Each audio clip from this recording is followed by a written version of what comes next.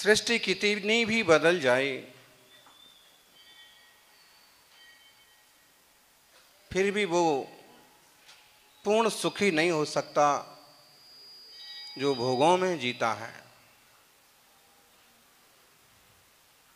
सृष्टि कितनी भी बदल जाए, फिर भी वो पूर्ण सुखी नहीं हो सकता जो भोगों में जीता है। और दृष्टि जरा भी बदल जाए तो वो पूर्ण सुखी हो सकता है जो योगों में जीता है।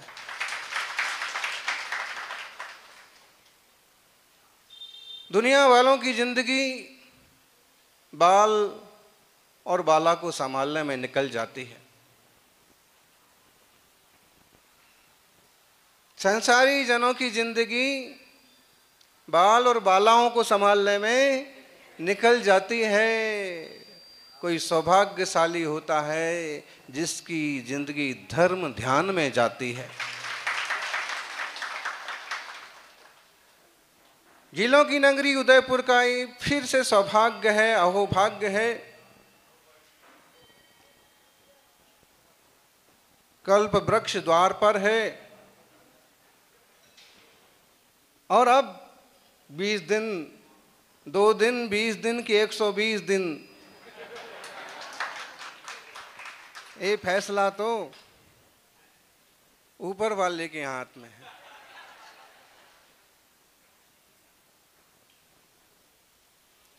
फैसला भले ऊपर वाले के हाथ में हो, लेकिन भक्ति तो नीचे वालों की देखी जाती है। शक्ति नीचे वालों को लगाना पड़ती है, और जब तक नीचे वाला कुछ नहीं करता है तब तक ऊपर वाला भी क्या करेगा। भगवान तो अकर्ता है शांतिलाल जी, और हमारे बीच में 2, 3, 4 शांतिलाल जी, इसलिए यहाँ पर इतनी शांति है। भगवान जिनेंद्र तो अकर्ता हैं, और वो अकेले अकर्ता नहीं हैं, वो हमें भी यही सलाह देते हैं कि जब तक तुम कर्ता बने रहोगे, जब तक दुनियादारी के जंजाल में पड़े रहोगे, तब तक तुम दुखी रहोगे। और तुम्हें सुखी बनना है तो अकर्ता स्वभाव वाले ज्ञायक स्वरूप की दृष्टि करो। सौभाग्यशालियों,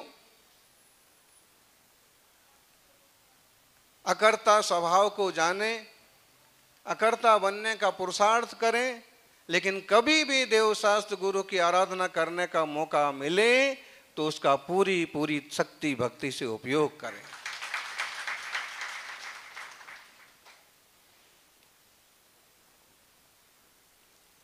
एक निमित्त बनता है और दिशा बदल जाती है।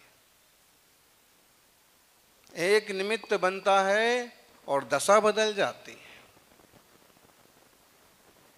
एक जिनालय का, एक जिनेंद्र भगवान का, एक जिनवाणी का निमित्त बनता है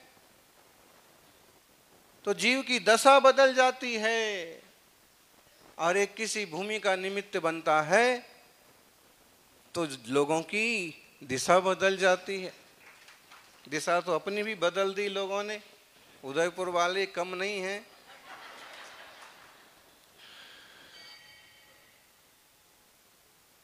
थोड़ी थोड़ी कोशिश तो चल ही रही थी, उदयपुर उदयपुर है। और चित्तौड़ से जब रवाना हुए तब भी शांतिलाल जी और कुछ श्रावक 2, 4, 10 बार आए भी, लेकिन हम तो यही समझते हैं कि एक किसी भूमि का मोह भी क्यों पालना। जठे राणा जी बठे उदयपुर।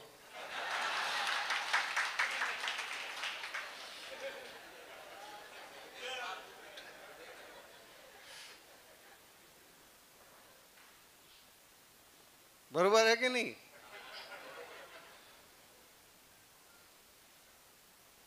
फिर भी श्रावकों का अपना राग रहता है, अनुराग रहता है, और भूमि का भी अपना योग बनता है, सुयोग बनता है। अभी सुविज्ञमती जी ने आपको बताया कि किसी अवधि ज्ञान ने इन्हें अखबार में तक छपवा दिया यदि ज्ञानी मालूम पड़ जाए तो अपन भी उससे भविष्य पूछ लें कि और क्या होने वाला है। अरे ज्ञानी मुनिराज की चर्या तो अनियत होती है, वो उनके अपने आवश्यक नियत होते हैं, उनके मूल गुण नियत होते हैं, उनकी आत्मशुद्धि, आत्म भावना, शुद्धोपयोग की निर्मलता, वो सब नियत होती है। लेकिन उनकी प्रवृत्तियां, खासकर आहार विहार निहार की वृत्ति, आहार और विहार की वृत्ति तो प्रायः अनियत होती है। पूछ पूछ करके पंचकल्याण आदि के निमित्त से लोग भले तारीख ले लें और उस तिथि में भले वो वहां पहुंचे, लेकिन बंधे हुए किसी से नहीं होते हैं। और अब ये भी भविष्यवाणी हो गई थी कि कल शाम को ही विहार होगा और यहां पायड़ा पहुंच जाएंगे, लेकिन वो भविष्यवाणी पता नहीं कैसे गलत हो गई।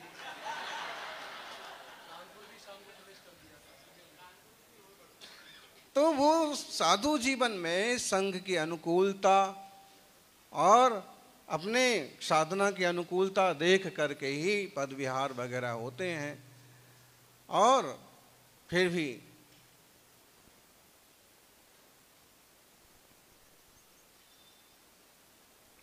सम्यक पुरुषार्थ करते रहें, देवशास्त्र गुरु का सानिध्य निरंतर बना रहे,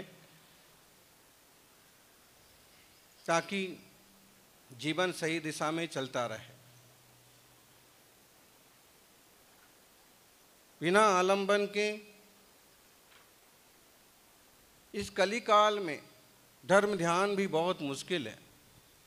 आलंबन तो चाहिए, और जितना सुंदर, जितना श्रेष्ठ आलंबन होता है, परिणाम भी उतने ऊंचे और अच्छे होते हैं। पायड़ा वालों ने सुंदर जिनालय बनाया है, और प्रवचन हाल भी बनाया है, लेकिन मंच इतना छोटा बनाया है कि एक महाराज भी इधर उधर हो तो नीचे गिर जाएं।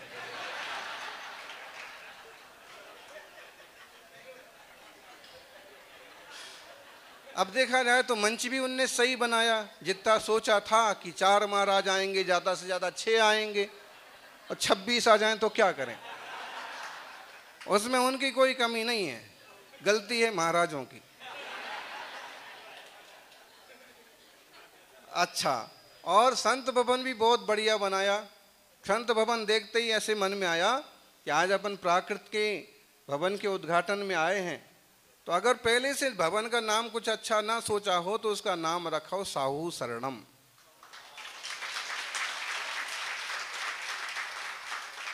साहू शरणम, साहू शरणम का मतलब अब ऐसा आवास जहां साधु जन शरण ले सकते हैं, और दूसरा मतलब साधु ही हम सब के लिए शरणभूत हैं।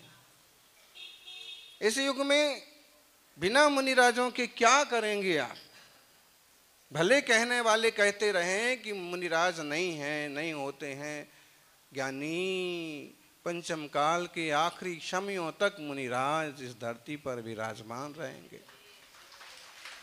ये हो सकता है कि कहीं कोई कमजोर साधक भी हों, कहीं कोई कम ज्ञानी साधक भी हों, लेकिन रत्नत्रय की साधना आराधना करने वाले दिगंबर मुनिराज धरती पर हमेशा विचरते रहेंगे। जिनवाणी के शब्दों का लोप नहीं कर सकते। प्रोफेसर साहब कहाँ गए? अब 3-4 प्रोफेसर दिखे, लेकिन सब चले गए। बताइए, इसका मतलब है कि प्रोफेसर भी चले गए तो अपन भी कभी ना कभी तो जाना पड़ेगा। कोई कम समय ठहरेगा, कोई ज्यादा समय ठहरेगा, लेकिन शाश्वत रूप से कोई नहीं ठहरेगा, ये पक्का। जम किंची भी उपन्नो तस्य विनाशो हवै नियमेण परिणाम सरोवेण विनय किंची भी साश्रयम मत्थि। इस दुनिया में जो कुछ भी पैदा हुआ है, जो कोई भी आया है, जो कुछ तैयार हुआ है, वो सब चेंज होने वाला है, बदलने वाला है, मिटने वाला है। एक शांति लाल की और कमी थी, वो भी पूरी हो गई।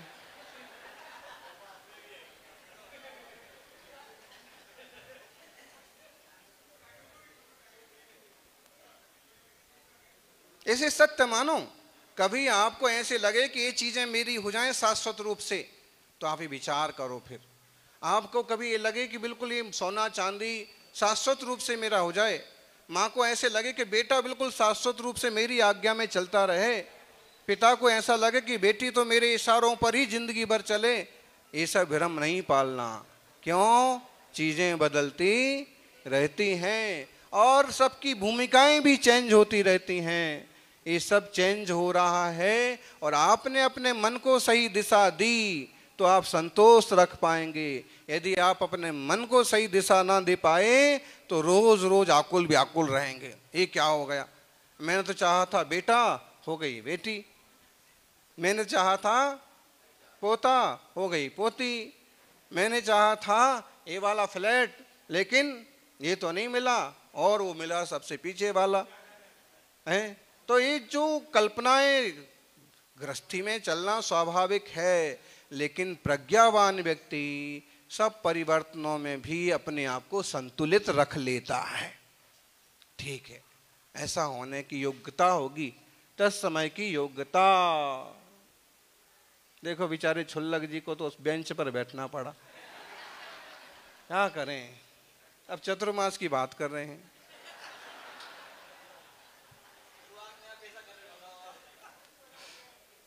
लेकिन इससे एक बात ये भी मालूम पड़ती है कि कन संघ कितना सहज सरल है कि छोटी बेंच पर भी एडजस्ट हो सकता है।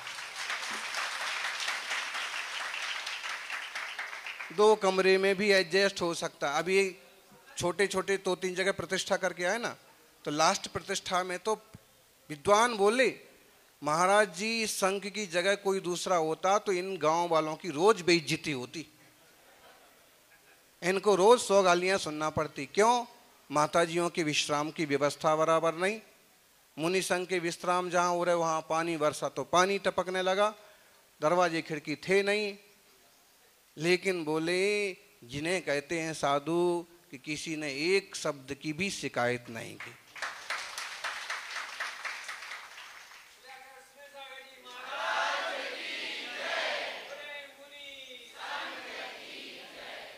तो ये ना समझना आप कि जिलों में की नगरी में आकर के ही हम खुश रहते हैं।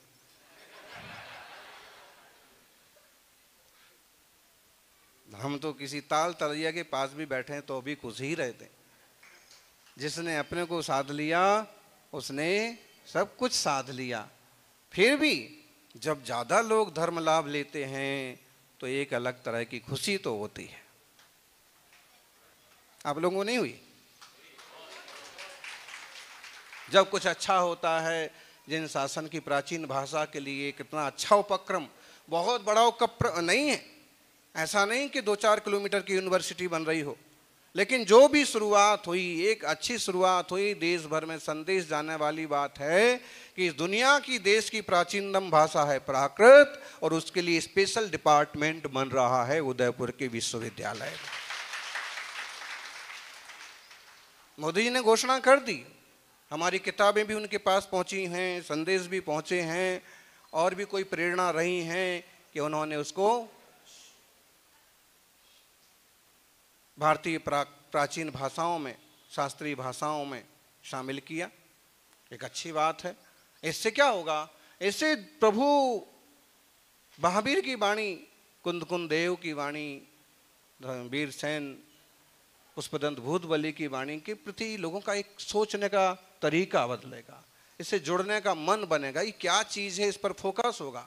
आप चाहेंगे कि जब जनगणना लिखी जाए तो जाति के धर्म के स्थान पर जैन लिखा जाए, लेकिन भाषा के स्थान पर लिखना चाहें तो प्राकृत भाषा आपकी मातृभाषा है, मूल भाषा है। हिंदी साथ में प्राकृत, ये हमारी मूल भाषा है। मालूम पड़ेगा कितने लोग बोलते हैं। कल मोदी जी पूछने लग जाएं कि भाई इस भाषा को इतना बढ़ावा दे रहे हैं, इस भाषा के लिए यूनिवर्सिटी बनाने की बात कर रहे हैं, कितने लोग जानते हैं 1 करोड़ हाथ खड़े हो जाएंगे और सब एक साथ नमोकार मंत्र पढ़ के सुना देंगे। नमोकार मंत्र प्राकृत भाषा में ही है। फिर मोदी जी कहेंगे यार ये तो हमको भी आता है, इसका मतलब प्राकृत मैं भी बोलता हूँ। है ही प्राचीन भाषा। पूरे देश में निकल जाओ, हर इंसान कहीं ना कहीं प्राकृत भाषा के शब्द प्रयोग करता है, होते ही हैं।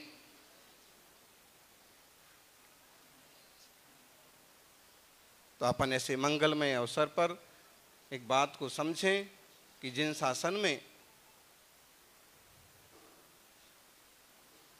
जड़ तीर्थ और जंगम तीर्थ,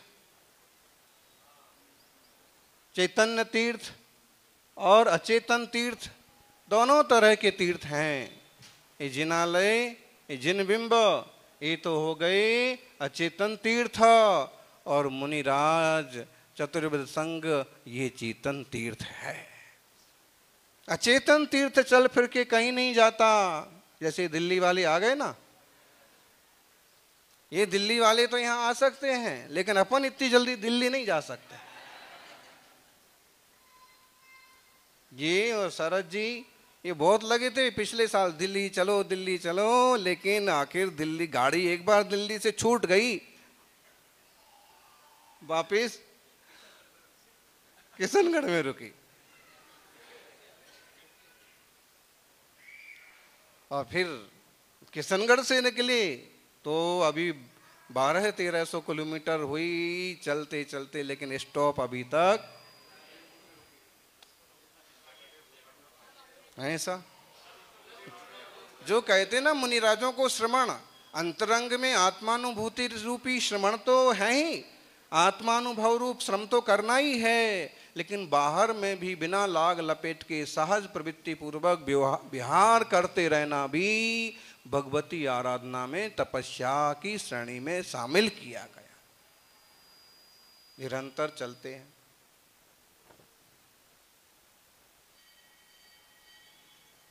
कौन रोके?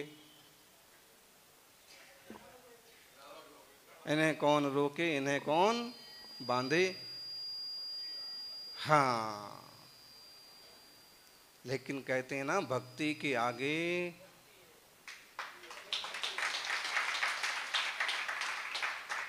तो रत्नत्रय संयुक्त जीव आचार्य देव एक और सुंदर ग्रंथ है कार्तिकेयानुप्रेक्षा, जिसके आचार्य कुमार स्वामी उन्होंने एक सुंदर गाथा लिखी। रणत्रय संयुक्तो जीवो विहवे उत्तमं तीर्थम संसारम तरैजदो रणत्रय दिव्यणावाये। रत्नत्रय को दिव्य नाव कहा, सम्यक दर्शन ज्ञान चारित्राणी मोक्ष मार्गा। रत्नत्रय को दिव्य नाव कहा और कहा कि जो जीव रत्नत्रय संयुक्त है वह उत्तम तीर्थ है। क्या कहा? बोलो मनोज जी। दिल्ली वाले एक दोनों पूरब पश्चिम में इकट्ठे हो गए। शरद जी बताइए उत्तम तीर्थ कैसे कहा? आज हम शिखर जी को उत्तम तीर्थ कहते हैं। क्यों कहते हैं? अनंत अनंत प्रभु गिरनार जी को उत्तम तीर्थ कहते हैं, तीर्थंकों की निर्वाण भूमि को, बड़े अतिशय क्षेत्रों को। लेकिन यहाँ एक खास बात कही है। 151 नंबर की गाथा खोल के देखना, 191 कितने हो गए? 11। वो कहते हैं उत्तम तीर्थ हैं रत्नत्रय युक्त मुनिराज। क्यों? वो संसार से खुद तरते हैं रत्नत्रय रूपी नाव में बैठ के, और संसारी जीवों को भी तरा करके ले जाते हैं। तो भाई नाव लिख करके हम तो आ गए हैं, अब नाव को यहीं भंवर में रोकने की बजाय नाव में बैठ के चलो तो कोई बात बने। फिर इनको माइक दे दो तो ये भी समझदार लोग हैं, ये कहेंगे थोड़ी देर नाव रुके तो सवारी आने की देर तक तो।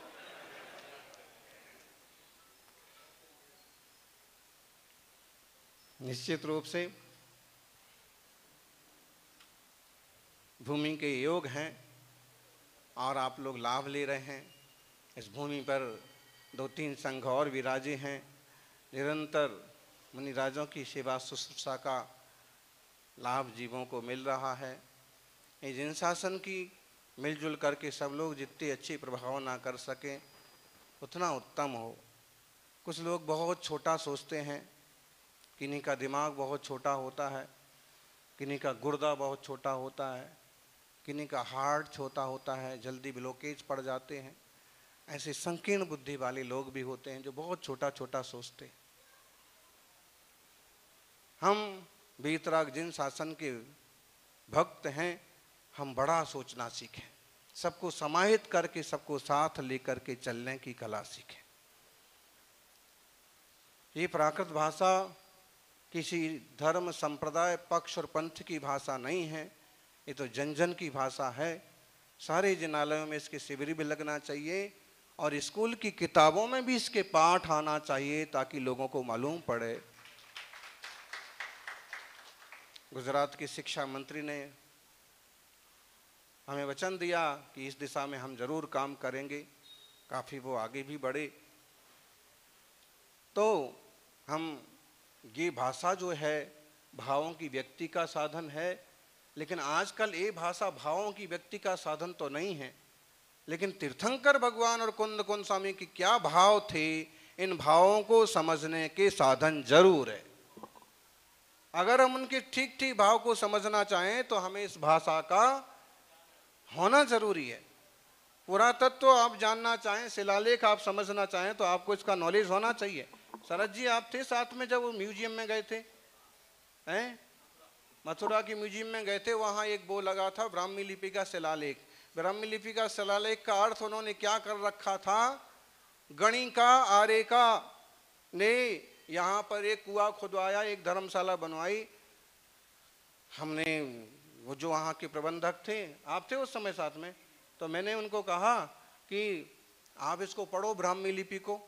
तो उन्होंने कहा कि हमको ब्राह्मी लिपि पढ़ाना नहीं आता। तो अनुवाद किसने किया? कॉलेजेस के प्रोफेसर से हम लोगों ने करवाया। तो ये गलत हुआ है, गणिका नहीं लिखा है। ब्राह्मी लिपि के अक्षर ठीक ठीक पढ़ो। इसमें लिखा है गणनी आर्यका माने आर्य का। उन्होंने उनकी प्रेरणा से यहाँ एक कुआं खुदा, यहाँ धर्मशाला बनी, वो उस जमाने के शब्दों के हिसाब से यति निवास बना और एक बगीचा, करमेर बाग, गुलाब बाग बना। तो हम उनको फिर झटका लगा। हमने कहा ये तो अर्थ का अनर्थ हो गया। गणिका का मतलब दोयम स्त्री और गणनी का मतलब श्रेष्ठतम दशा स्त्री की। भाषाओं का, लिपियों का ज्ञान होना क्यों जरूरी है, ये तो अपन दोपहर को और चर्चा करेंगे। बड़े बड़े लोग रहेंगे और बड़े बड़े लोगों के बीच में अपन सब छोटे छोटे लोग भी पहुंच जाएंगे। आत्मा कोई छोटा नहीं होता है। सम्यक पुरुषार्थ करें। सब्बे शुद्धाहु शुद्ध नया। शुद्ध नए से सभी शुद्ध हैं। होनहार भगवान आत्मा हैं। वर्तमान में किस दशा में हैं, क्या स्थिति है, कितने अमीर गरीब हैं, लेकिन ये सबको समझ के चलना कि ध्रुव चैतन्य तत्व जो है वह तो परिपूर्ण है, इसकी समझ पैदा हो। और ये सब संभव है देव शास्त्र गुरु के सानिध्य से। ग्रंथियां खुलती हैं, रास्ते मिलते हैं, दिल बड़ा होता है, ब्लॉकेज फिर नहीं होते हैं।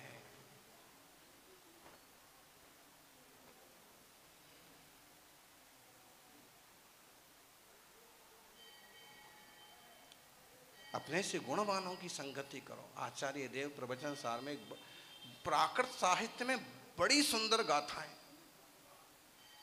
बड़ी दिग्दर्शक, मोक्ष मार्ग पर लगाने वाली, अध्यात्म की ओर जोड़ने वाली चीजें भरी पड़ी।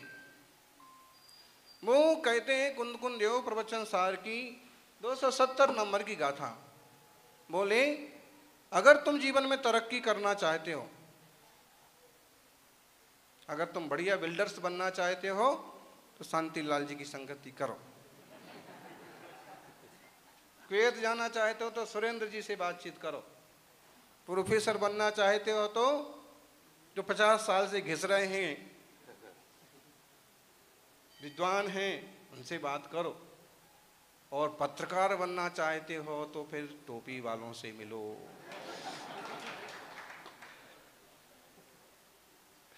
मतलब क्या है, अगर आप किसी लाइन में जाना चाहते हैं तो उसमें जो तजुर्बा रखते हैं आप उनकी तरह उनसे बात करो, उनके साथ रहो। छोटों के साथ रहोगे या जिनको सब्जेक्ट की मालूमात ही नहीं है तो क्या मिलेगा आपको?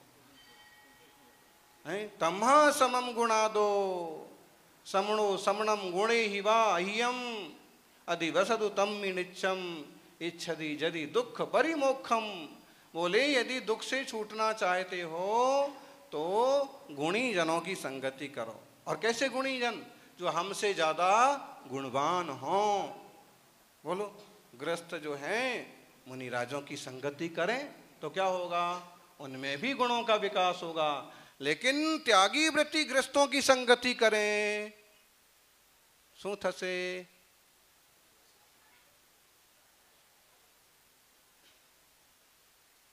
क्या होणार?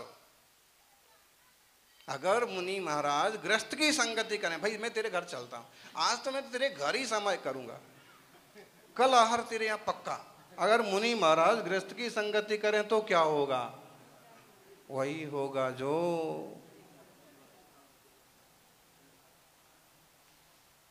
भाई उसने नीचे की संगति करी, ये गलत बात है। तुम्हें अपने पर अटल रहना था और श्रावक जनों को मार्ग पर ले जाना चाहिए था, लेकिन तुम उल्टा उनके साथ जाने को तैयार हो गए।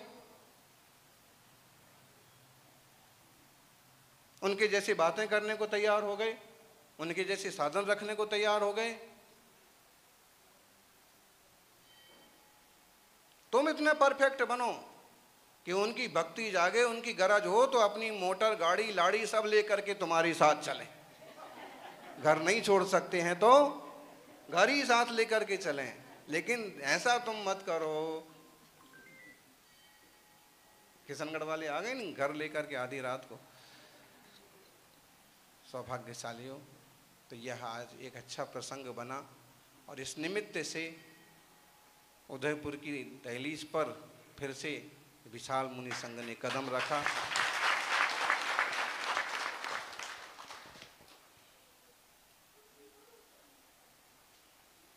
अब आगे आगे देखिए होता है क्या।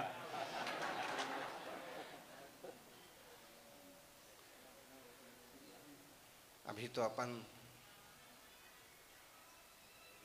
गोचरी होगी, उसके बाद चर्या के बाद आग्रह है कि अपन उधर प्राकृत भवन तरफ चलेंगे, वहाँ सामायिक करेंगे।